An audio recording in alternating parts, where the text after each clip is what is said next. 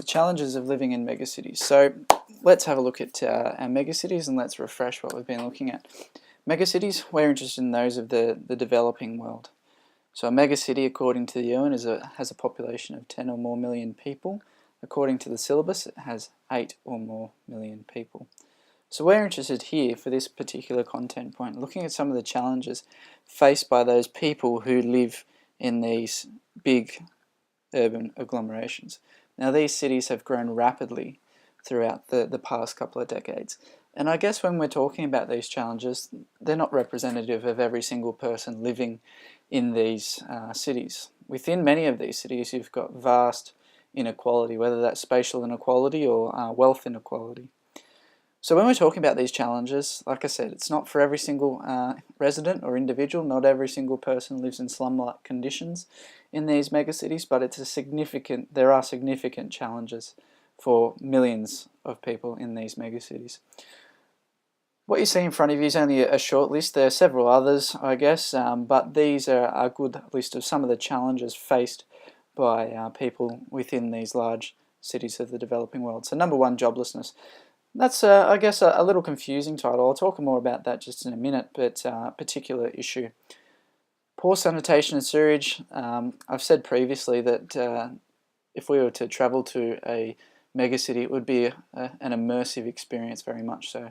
You'd probably experience culture shock, and it'd be quite a feast for the senses in terms of the sights, the smells, that type of thing. So sanitation and sewage is definitely a struggle for many people in slums of the megacities of the developing world. And coming with that, prolific pollution of all types. So you've got noise pollution, air pollution, solid waste, liquid waste, industrial waste, and that's a significant challenge, and it definitely affects residents' health. Traffic congestion, so these areas are rapidly growing in size. As they're rapidly growing in size, they're actually becoming more and more wealthy as cities, and with wealth comes car ownership, and we're seeing car ownership rates rise in some of these cities, and that presents problems for those in charge of dealing with traffic and roadways, and what we see is traffic congestion. Health and nutrition, typically because of the surroundings.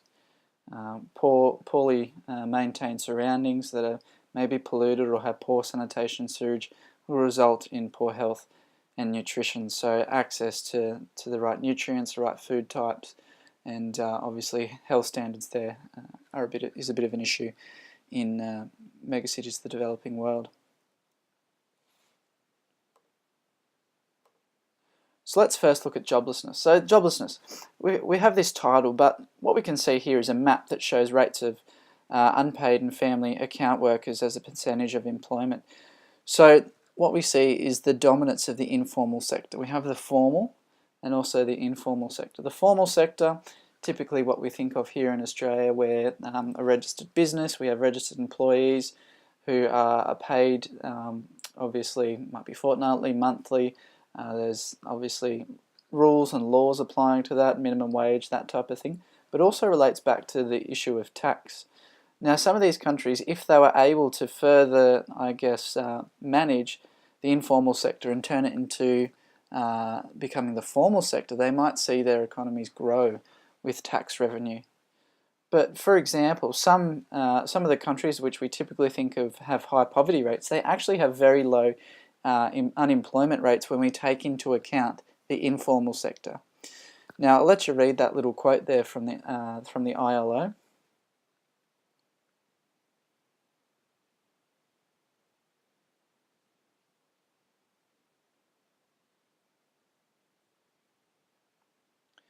So half to 3/4 of all non-agricultural employment. So previous to many people moving to city areas, they might have worked in the agricultural sector, I guess, but as that declines in terms of its efficiency, the number of jobs, you see people moving to the urban areas and particularly urban slums. And they'll take up any type of job where possible. Obviously employment is key to health. There's not the adequate systems in place that we have here in Australia, so it's obviously making money to literally put food on the table. So typically in the informal sector, because of limited regulations, there's obviously issues with work health and safety, and that type of idea of work health and safety is somewhat foreign in these urban slums. Here in Australia, everything is regulated. We can't do anything without a risk assessment, it seems, but in many of these countries, work health and safety is a big issue for some of these informal employees that are maybe simply receiving a cash payment. So joblessness causes lots of issues, not only just for the government itself with maintaining tax revenue, but we're seeing the growth of the informal sector and it becoming a dominant part of these developing cities. And there's definite positives in the informal sector as well. Obviously there's negatives when we look at the conditions, but the positives include entrepreneurship. So people who maybe start out at a very small scale have been able to develop a business, being able to actually employ people and make a bit of a life or a job or a career for themselves. But again, they're probably in the minority when we have many people, even children, working in very poor conditions in the informal sector. So that's one significant challenge. Okay, the next, poor sanitation and sewage. So the rapid rate of this urbanisation of cities of the developing world leads to poor sanitation and sewage infrastructure. So you can see in this image here your typical drain that you might have seen in any sorts of films or videos or images of slum-like conditions.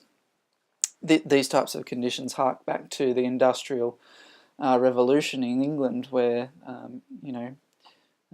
raw sewage used to flow through the streets, and when people used to wash their shoes or take off their shoes before coming inside, it was not just because of mud but raw waste on the street.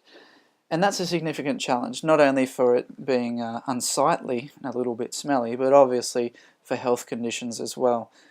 When we're talking about conditions in terms of sanitation, with that comes water. Water is very much related to sanitation. Obviously, water sources can become easily polluted if there's not appropriate sanitation services. And here's some statistics. You can take a minute or two to have a look at those. But we can see that some have actually decreased in the number of adequate access to drinking water in urban areas, which is definitely not good. And we look at the list here, obviously Nepal, Bangladesh, which is obviously home to Dhaka, one of our prime case studies. We have some other examples of countries of the developing world where we have urban drinking water coverage decreasing, not increasing, as time passes. And that's a significant challenge.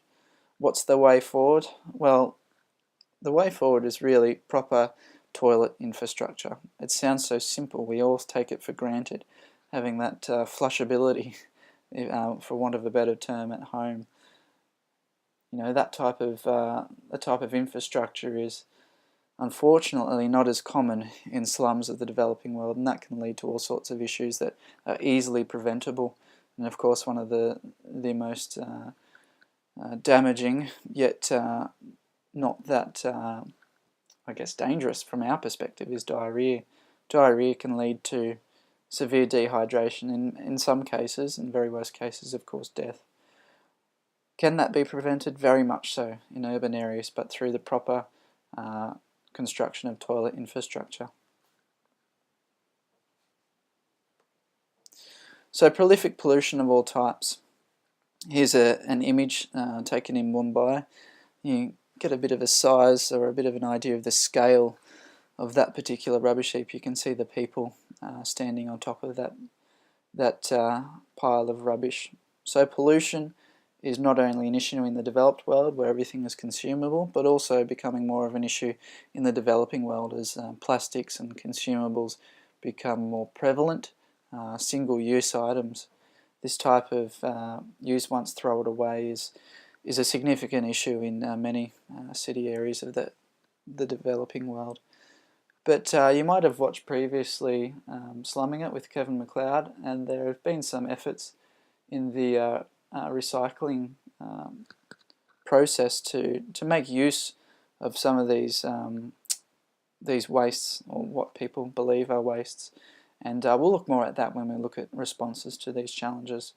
But I've got a quote here and a link to an article looking at that, that issue with air pollution because of the burning of wastes. Now, burning of solid waste is of course illegal here in Australia.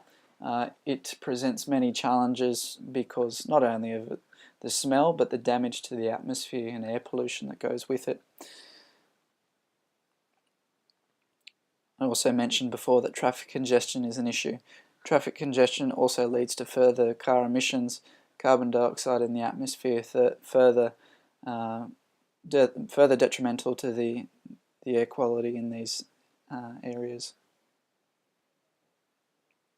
So you've got a quote here or some information from the World Health Organization. So 13 out of the world's 20 top most polluted cities were in India. So as the population continues to increase, urbanization rates in India continue to increase, that's going to probably worsen, and that number will probably rise. China is an example of a country that has actually done some good in terms of limiting pollution of all types, but there's still got a long way to go. So traffic congestion, like I said before, India growing rapidly in terms of its population, but it's also developing economically. With economic development comes, people wanting to have that status symbol, and for many people that's owning their own private vehicle. Traffic congestion in Mumbai has been for a long time a big issue, and there's significant challenges faced there. And as you can see there on the screen, 450 cars per day are registered in Mumbai alone, and that actual number's from a few years ago, so it's quite likely that that number's increased. So you've got an image here which represents that causes all sorts of issues, not just for air pollution, but also think about the economic cost of traffic congestion. You've got people sitting in their cars, wanting to get to work, wanting to do their job, but unfortunately you've got time being wasted. So the economic cost upon a whole country, not just a city, of traffic congestion is ginormous. It's massive. You've got people who could be producing and contributing to the economy. The number of wasted minutes and hours and days even by people sitting in their car is significant. From a video we previously watched talking to a member of, or a citizen of Dhaka, he was saying that he held telephone meetings in the car because of the traffic congestion, sitting in the car for up to 2 hours a day.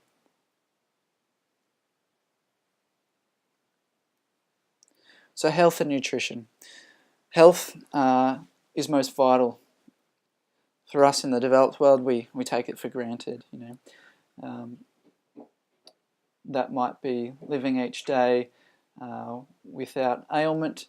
It might be just living a happy life, but for people in the developing world, health is a prime concern. It's number one in terms of probably what they worry about most. Might be generalizing somewhat, but I think I'm safe to do so here.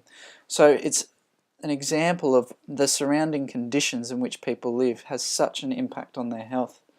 So you've got a quote here looking at some of the issues with these cities that have, I guess, struggled with air pollution, the resulting respiratory problems, and that's also backed up by UC Berkeley here, where we see, slum residents, their health affected by their surroundings, whether that's poor sanitation and sewerage, might be communicable diseases, it might be living near still water. You've got mosquitoes that transfer all sorts of things from malaria to other illnesses, and also the knock-on effects of that. So as you can see there, it might be the abnormal conditions resulting from the previous disease. So health and nutrition in urban slums is a big issue. Nutrition, obviously, gaining access to proper food sources, ones that provide all the nutrients that are required, is very challenging. Obviously, we've all seen those images before of markets that are open air markets, and they might be selling all types of meats and vegetables without any refrigeration. Of course, living in a developed country, we look on to that with shock and horror, and we think, I learnt about this in food tech, where this needs to be refrigerated below this degrees to stop the spread of a particular virus or a particular communicable disease. You've got all sorts of issues as well with sanitation and food preparation. You know, the spread of salmonella, which can lead to diarrhea, and henceforth, you know, all sorts of issues. So, nutrition, conditions in which people live, and also the, I guess, food health safety are some big issues for people living in slum-like conditions of urban areas. So I thought I'd finish this off just by showing you a few images, and there's a couple of things I want you to think about. So we can see here a collection of a couple of images. You've got slum-like conditions from around the globe. Your bottom right is a favela, and also above that we've got some other examples. So just have a look at these images. What do you see? You know, what jumps out at you? For me, I guess I can see, in terms of that top image there on the top left, we've got these informal settlements, but at the same time we've got a plain which is representative of advanced technology. You know, people travelling to, in and from these cities, witnessing such inequality within these cities, and it's just, I guess, an example of that this, you know, exists in some of these cities, and that it's not hidden. It's very much present within these cities. So thinking about the challenges that we've looked at, and possibly some other challenges, answer these three questions. So what do you see? What jumps out at you in these images? What do you think? What do you think's going on? What do you think it's like to live in these situations? What challenge do you think you would have to face every day? And the last one, what do you wonder? What do you wonder is being done about solving some of these issues? What do you wonder in terms of whether there's proper responses to these challenges? So what do you see, what do you think, and what do you wonder? Some things I want you to think about, and then I'll get you to jot down in the Google form below this video.